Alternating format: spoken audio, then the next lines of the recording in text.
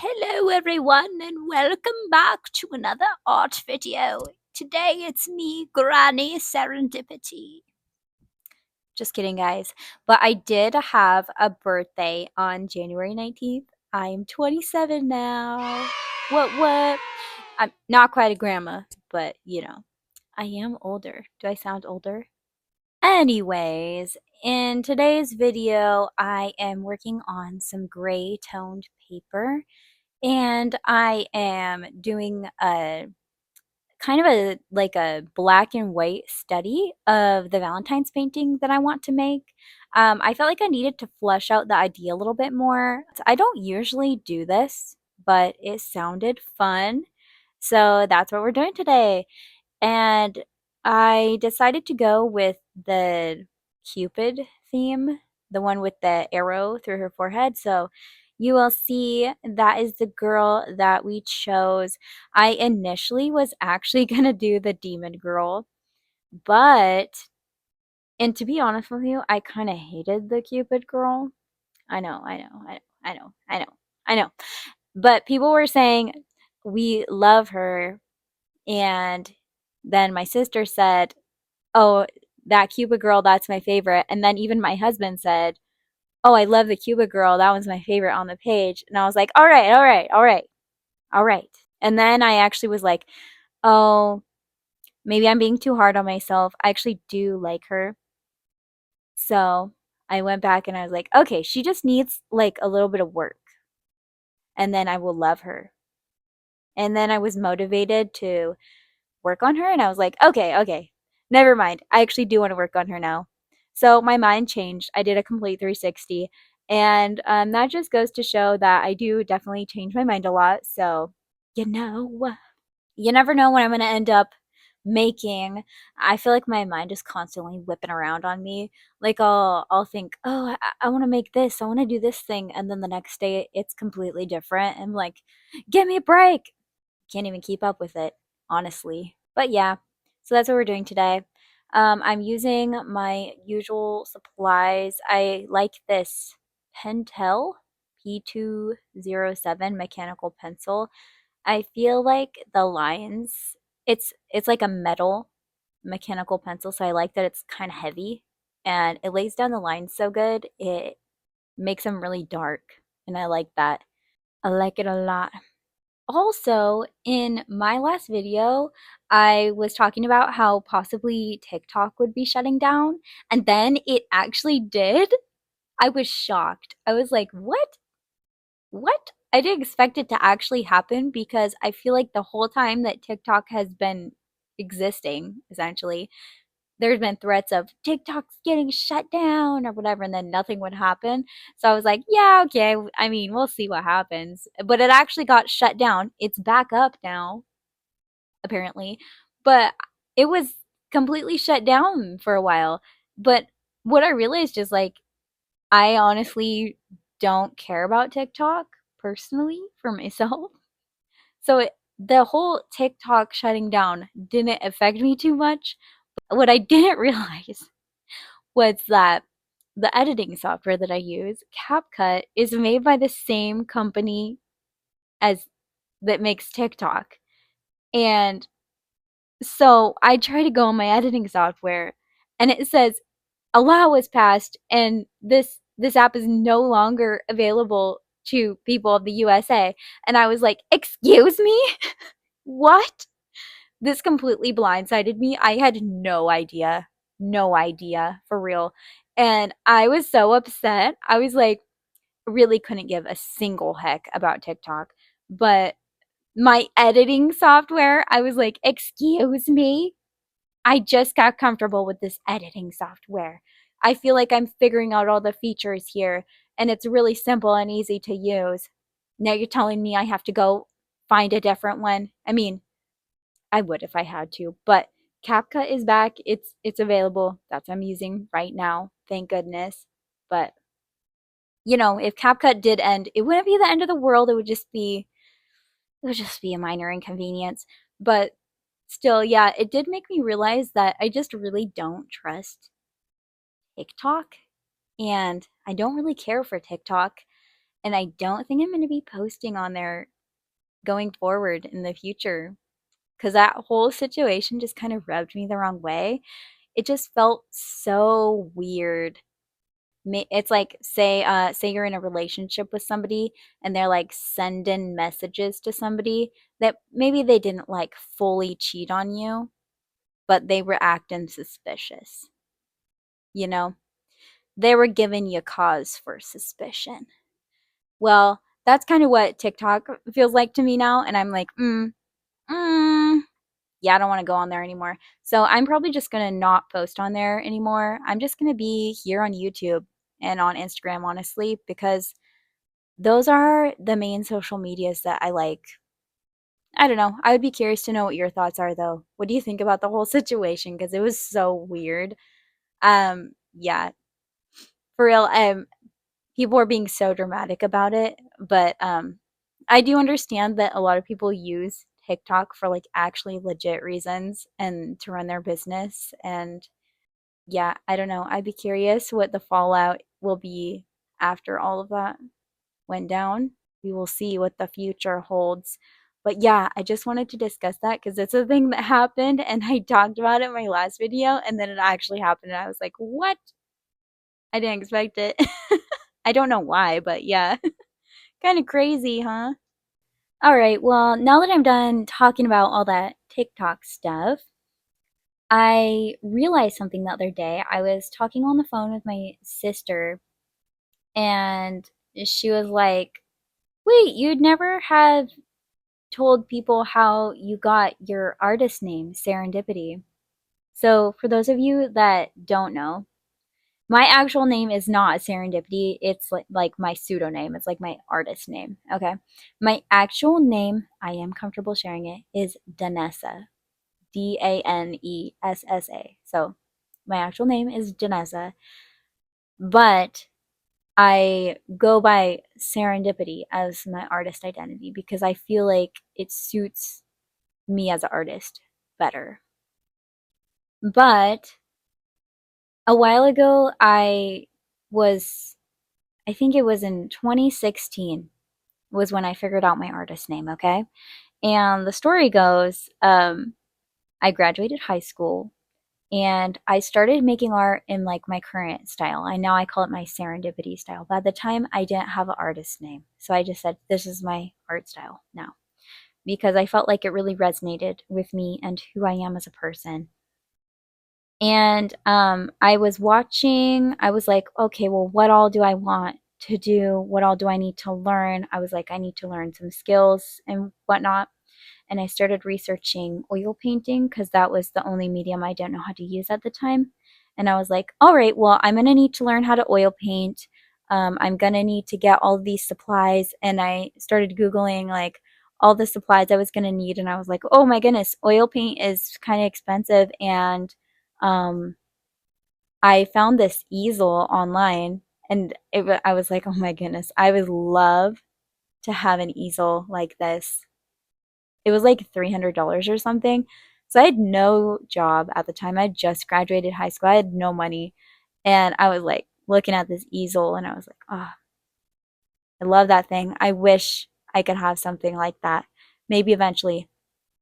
Well, then I was like, okay, all this is expensive.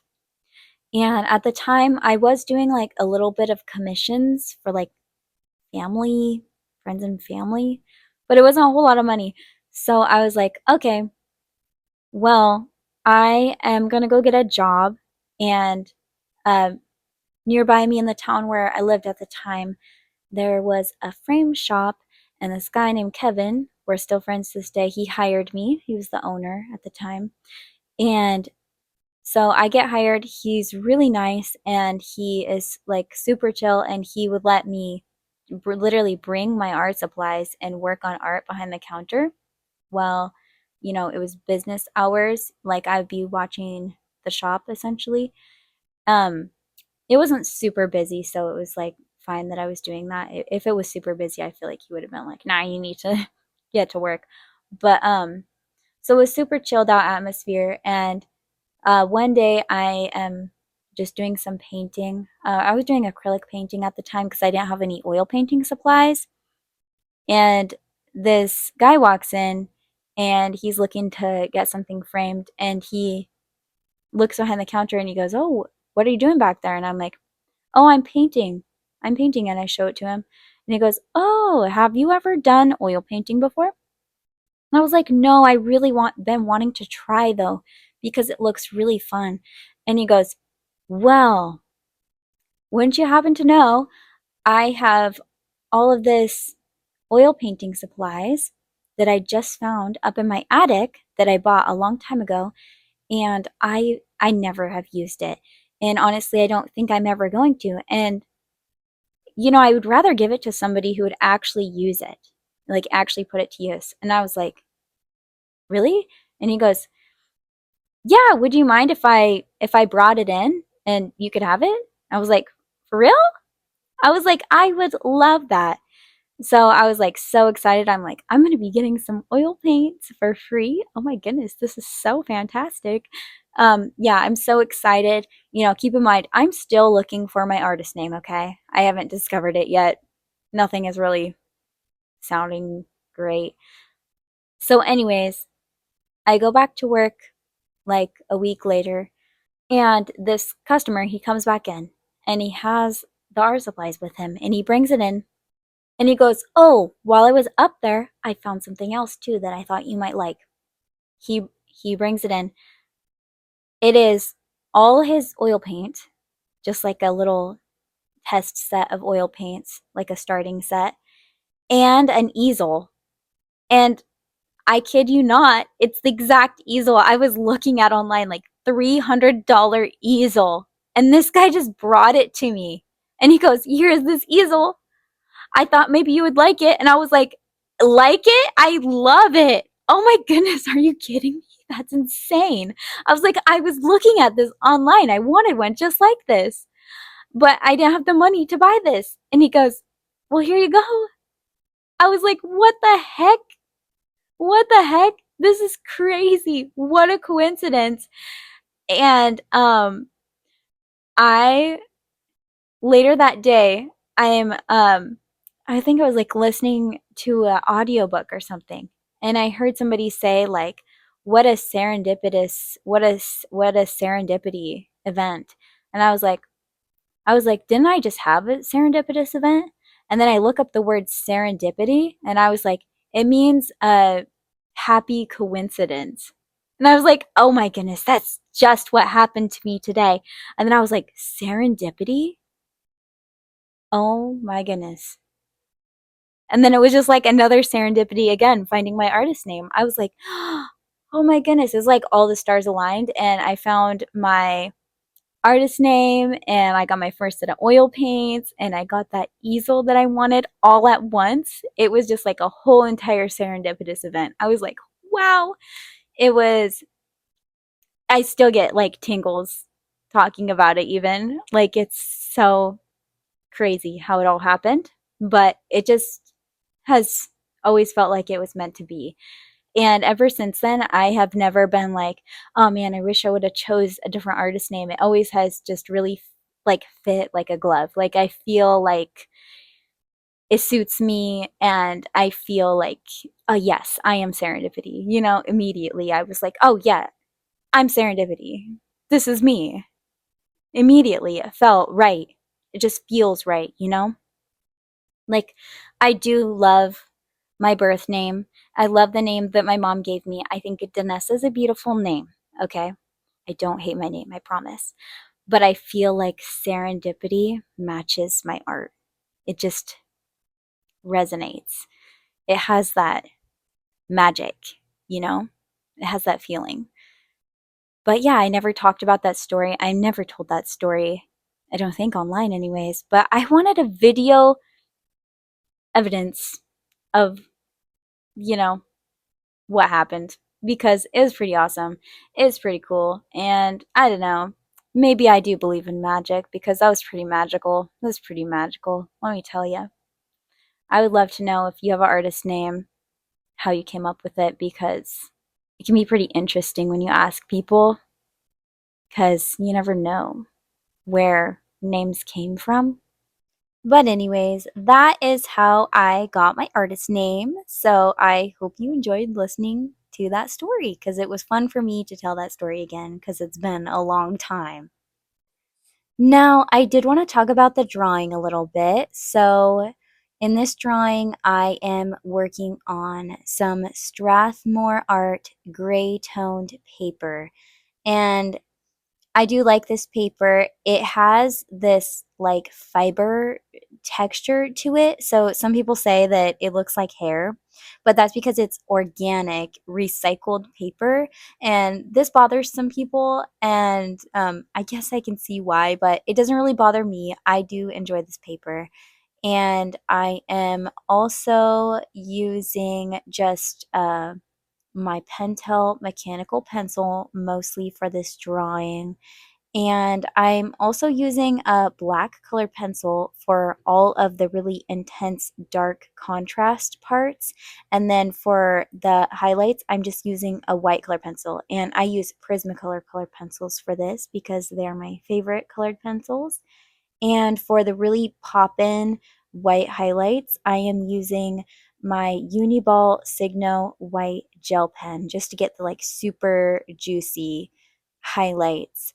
But yeah, I really enjoy doing this type of process on the gray toned paper. It is really enjoyable because it is super simplified and the mid-tone is already established. So I just mostly need to focus on doing the shadows and the highlights essentially. So it's really fun and I really enjoyed making this drawing and I think it was a great study to establish the values and the composition for when I do the oil painting version of her because I plan to do a full color oil painting version of her for Valentine's Day.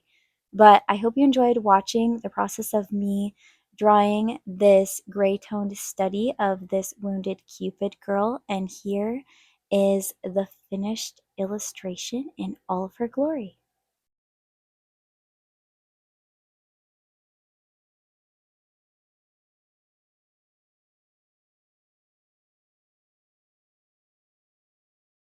And as always, if you enjoy my art and you would like to support me, you can do that either on my website at serendipitytheartist.com. I have prints and stickers and keychains and original art. And also, I have a Patreon where you can support me as well. This is the last month that I'm doing my physical print and sticker reward tiers. They are going away in February, so this is just another reminder about that. So if you want to get these last month's rewards for January before the reward tiers go away, you can do that over at patreon.com/serendipitytheartist.